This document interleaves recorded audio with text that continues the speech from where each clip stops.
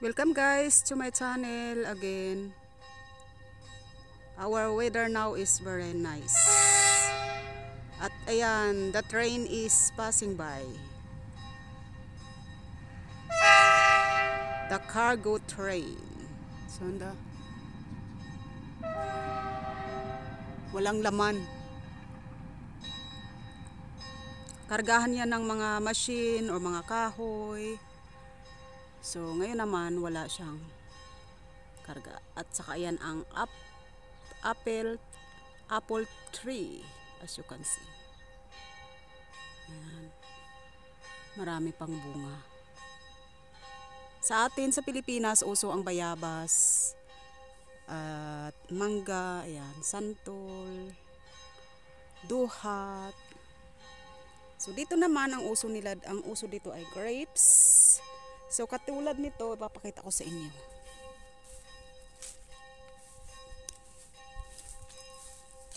Pakita muna natin ang magandang rose. So ayan ang ating magandang rose, guys. So, at ayan naman na ang ating Christmas tree na lumalaki-laki na siya. At ayan ang grapes. So, dadami at dadami yan sila, guys. Kasi ano pa lang yan 4 na taon. This grapes is only 4 years old. At ito naman ang raspberry. So, kailang natuyo siya dahil nung July, August is sobrang init. At ayan naman ang ating solar gripo, solar faucet na kung saan tayo naliligo. Kailang, yan ay nasira dahil nung winter, nung 2 years ago, dahil hindi namin may tubig sa loob. So ang nangyari, nung nag-winter, siyempre kapag ang gripo may lamang tubig, ay magiging yellow siya.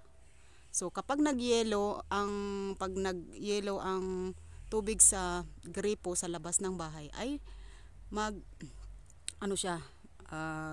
titigas at magiging frozen water inside the faucet. That is the cause why the faucet is broken, because of the freezing water inside while winter time. So kaya nasira yang natin. That is why that faucet is broken because of the winter time. So ayan guys ang ating napaka gandang kulay na grapes at ready na siyang kainin. So tikman natin. Ang ganda-ganda. Ayan guys. So ayan ang ganda. And talaga pag alam mo, dinidiligan ko ito sa summer. Minsan araw-araw naman siya pag talagang may oras ako. Pero pag walang oras, nadidiligan ko siya every other day lang. So kaya makikita mo. So hindi ka binabayaran, pero pag nakita mong ganito kaganda, 'di ba? Sobra pa sa bayad. So ang sarap nito, guys. Ayan sarap. Ayan. Kain tayo. Sarap. Kailang may buto. Hindi ko nilulunok yung buto. So ayan. Sarap, guys.